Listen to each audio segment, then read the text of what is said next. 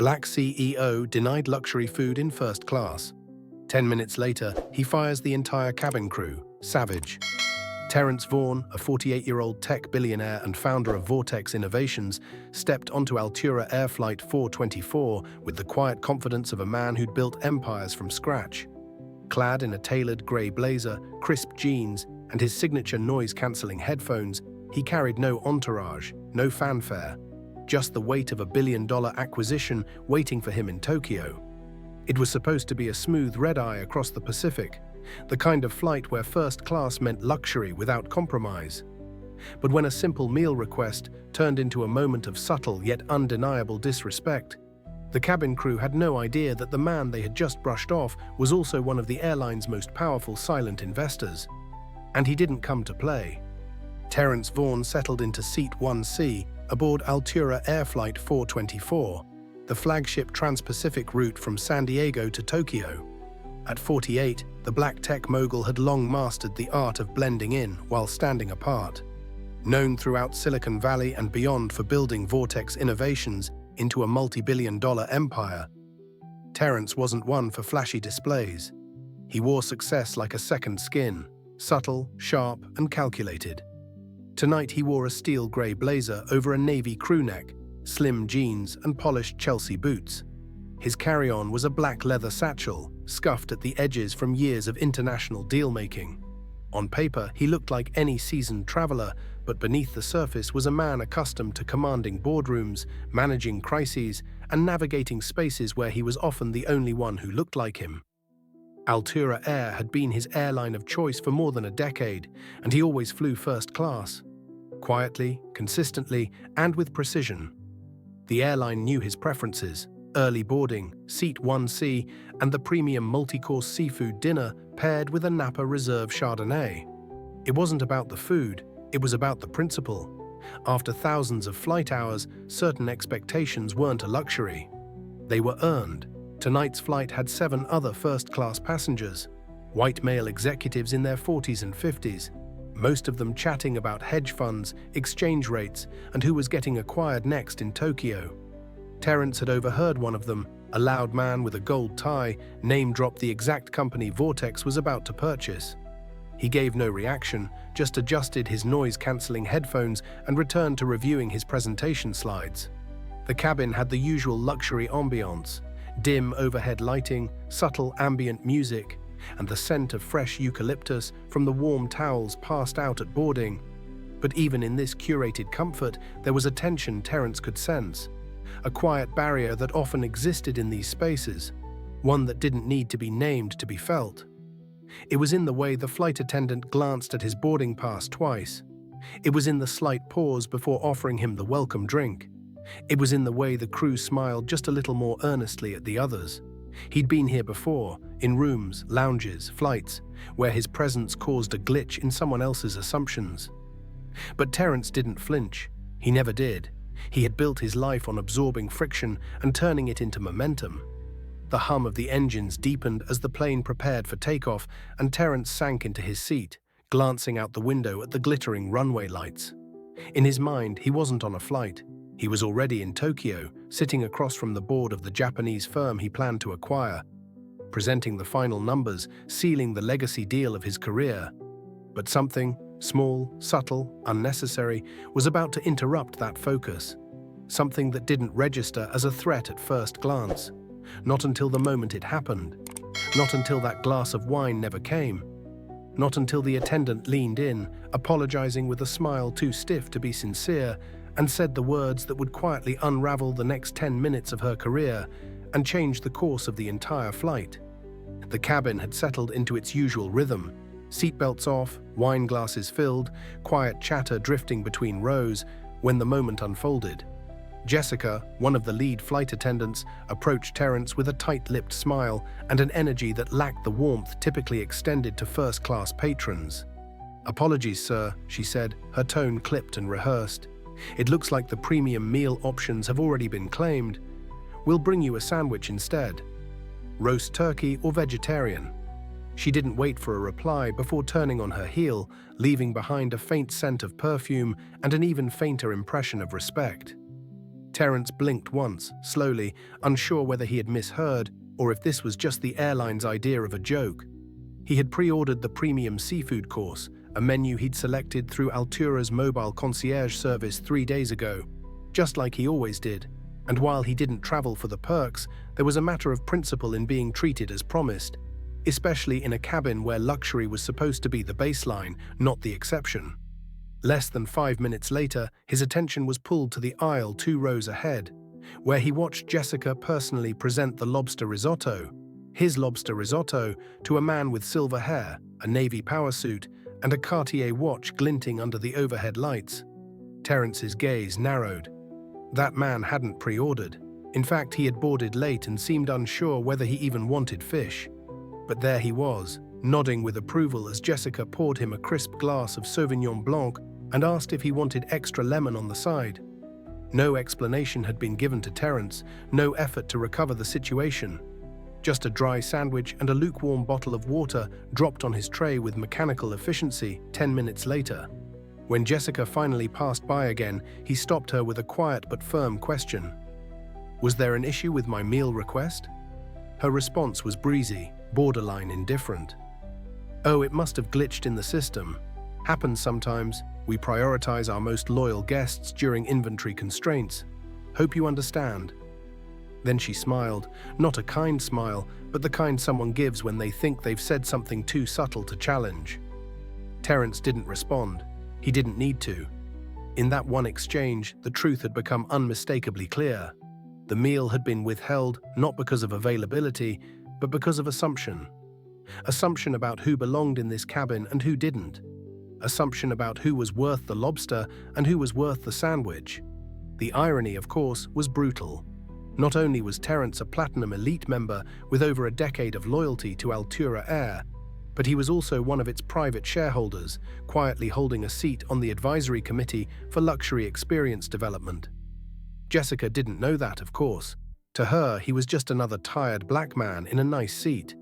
And while Terrence was used to being underestimated in boardrooms, on trading floors, and in elite golf clubs, there was something about this moment, its casualness, its repetition, its quiet cruelty, that struck a different nerve. This wasn't about food. It wasn't about 5-star service. It was about dignity. And what Jessica didn't realize was that the man she had just dismissed wasn't simply going to file a complaint and move on. He had a longer memory and a much longer reach. Terrence didn't flinch. He didn't raise his voice or signal offense. Instead, with the calm precision of a man who'd long learned the power of stillness, he tapped twice on the surface of his smart ring, an innocuous gesture that activated stealth oversight.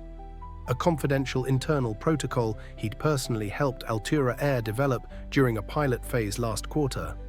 Designed to assess service quality in premium cabins, the program discreetly recorded audio and video, tagging crew interactions based on tone, duration, and keyword detection. The technology had been installed quietly in select aircraft, meant to protect high-value passengers from mistreatment and protect staff from false claims. Tonight, it would do both. While sipping his lukewarm water, Terrence opened his tablet beneath the tray table and launched a secure interface, sending an encrypted prompt to his chief of staff, Elise Cheng, at his Singapore office. Elise, a former intelligence analyst, didn't need instructions. She began pulling records, fast. Within minutes, she flagged Jessica's employee profile, her record riddled with 4 prior passenger complaints, racially coded remarks, subtle refusals of service, inconsistent application of privileges. All had been quietly dismissed by a supervisor named Kyle Redman, a mid-level manager in guest services who had flagged each complaint as guest misinterpretation before closing the case. Elise's cursor paused over the name, then clicked once more. The system cross-referenced flight manifests. That's when the twist emerged. Kyle Redman was on this flight. Not in coach, not somewhere untraceable. He was sitting in seat 2A, directly behind Terrence. A quick glance back during boarding now made perfect sense. The slightly startled look on Kyle's face, the awkward half nod when their eyes met. Terrence hadn't thought anything of it at the time. Altura execs traveled often. But now the pieces snapped into place like gears in a watch. Kyle had personally buried Jessica's misconduct records and was now a bystander to her latest act, unaware that this particular guest had both the motive and means to expose them both. Terrence allowed himself a slow exhale, his eyes never leaving the glowing screen of his tablet. He activated the timestamp tagging feature in stealth oversight, marking the precise interaction where Jessica denied him service. The system would now isolate every moment involving her, syncing it with facial recognition and sentiment tracking. As the flight attendants moved about the cabin, laughing with other passengers and pouring wine with practiced ease, Terrence remained still, silent, composed, but coiled with focus. He reviewed Jessica's complaint summaries again. One noted a guest's comment that her smile disappears when it's someone who doesn't match her version of a first-class flyer. Another referenced an incident where she skipped over a well-dressed black couple on a New York to London route. Patterns, repetition, bias, all ignored. Until now. Elise sent over Kyle's internal performance reviews next. They were glowing. Efficient, loyal, excellent conflict manager. But there was something buried in the metadata, a deleted internal memo referencing the suppression of sensitive bias reports in order to protect brand continuity. Terrence's jaw tightened. He knew exactly what that meant. They had built a culture where image mattered more than accountability. But they'd made one critical mistake. They let the wrong man experience it firsthand. And now both Jessica and Kyle were on a flight that would land with more than luggage waiting. There would be consequences, silent, swift, and surgical. The footage was damning, clean, time-stamped, and irrefutable. The stealth oversight system had done its job with brutal precision. Terrence reviewed the clips on his tablet in near silence, eyes tracking the subtleties of tone, gesture, and dismissiveness that couldn't be explained away by policy or miscommunication. One clip showed Jessica glancing toward his seat before quietly exchanging whispers with a fellow attendant. "He probably got on standby," she muttered with a smirk, and they both chuckled as she walked past Terrence with the untouched lobster meal. That wasn't negligence, that was intent. But the next clip hit harder. Captured from a mic embedded near the galley, it recorded a passing comment from the co-pilot, unaware that surveillance was active and completely oblivious to who was seated in 1C. "Let him write a complaint like everyone else," the co-pilot said with a casual shrug. "It's not like it'll go anywhere."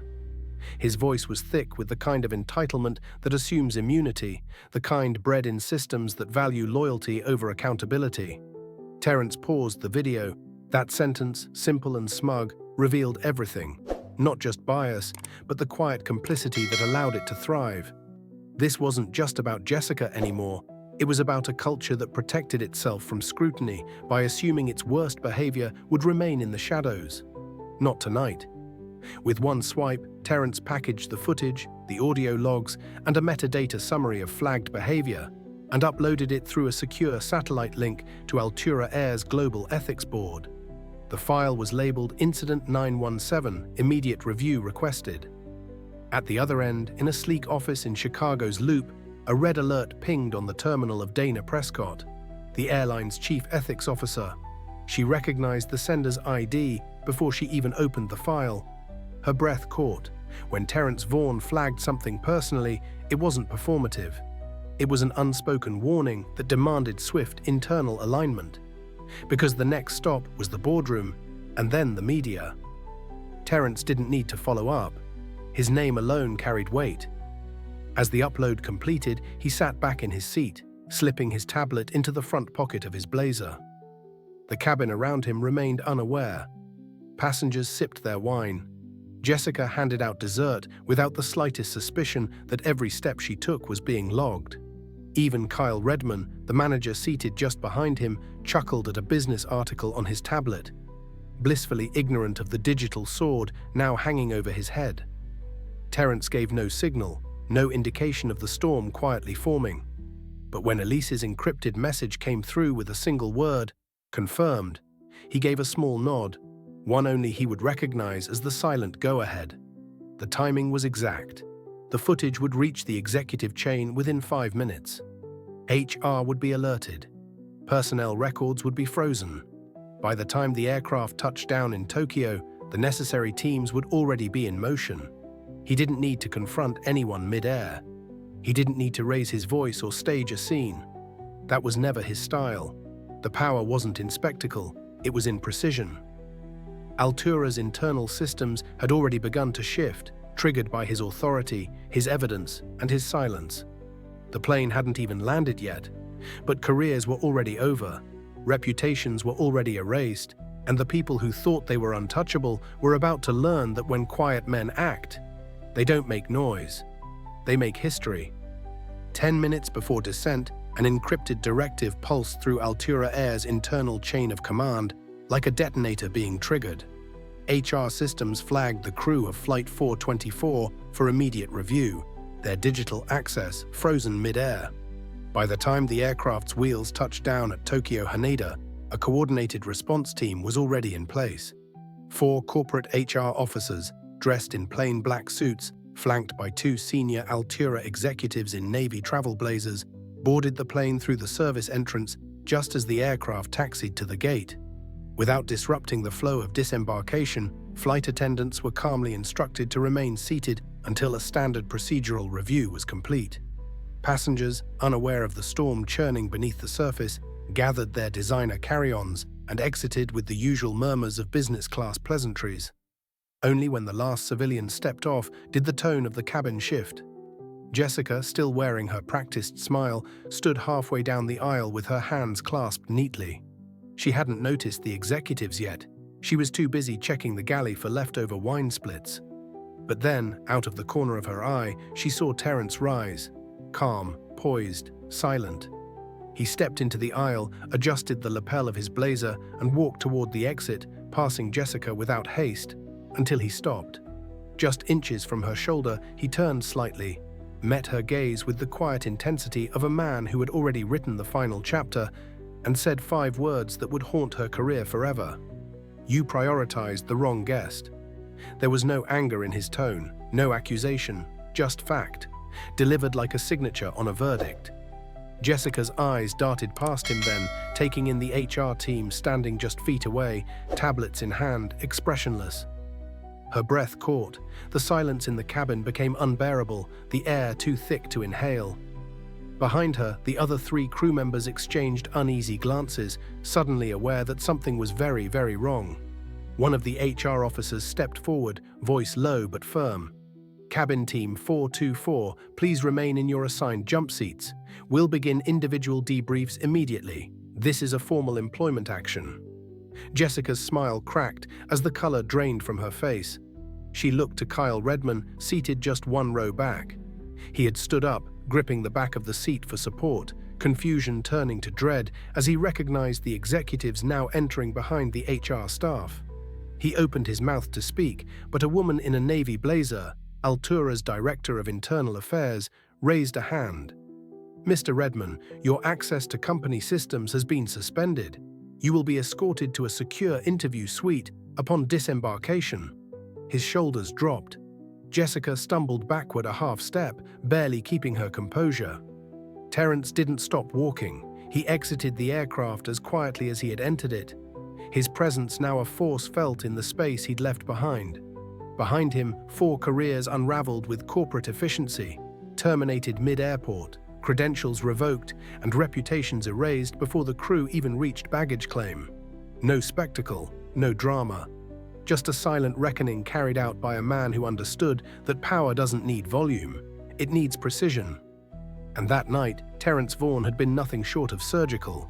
3 days after Flight 424 touched down in Tokyo, Altura Air released a public statement that sent ripples through the industry.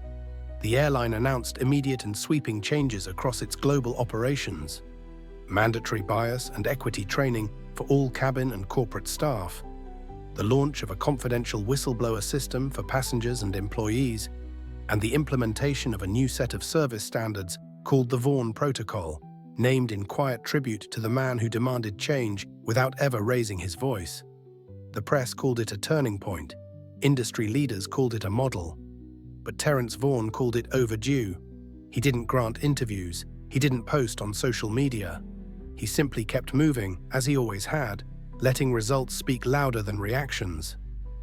A week later, on a routine flight from Boston to Seattle, he boarded Altura again, this time greeted by a young, newly hired flight attendant whose name tag read Maya. Her voice was calm but reverent as she handed him a folded note with his welcome drink. "Mr. Vaughn," she said softly, "this is from the team." He opened it quietly and read the handwritten message inside. "We're proud to serve all our guests equally. Thank you for raising the standard." There was no corporate letterhead, no scripted marketing slogan, just sincerity in ink. Terrence folded the note once, tucked it into his jacket pocket, and nodded with a rare, almost imperceptible smile. He didn't need recognition. What he needed, what he fought for, was something much deeper. A culture where respect wasn't rationed based on skin color, status, or assumption. Where luxury wasn't defined by lobster or linen, but by dignity. In the silence of the cruising altitude, he glanced around the cabin, noticing the ease with which passengers were being served. Diverse faces, equally valued, quietly seen. And for the first time in a long time, it felt like the system had moved, even if just an inch, in the right direction. The lesson, simple but seismic, hung in the air like a quiet declaration. Respect isn't a favor, it's a standard. When systems fail to protect dignity, power must speak, quietly, decisively, and for everyone watching. If this story moved you, made you think, or simply reminded you that quiet strength can spark real change, don't forget to hit that subscribe button. We share powerful, thought-provoking stories every week that shine a light on dignity, justice, and what it truly means to lead with purpose. Stay inspired, stay informed, and remember, sometimes the smallest moments create the loudest impact. Subscribe now so you never miss the next story that just might change how you see the world.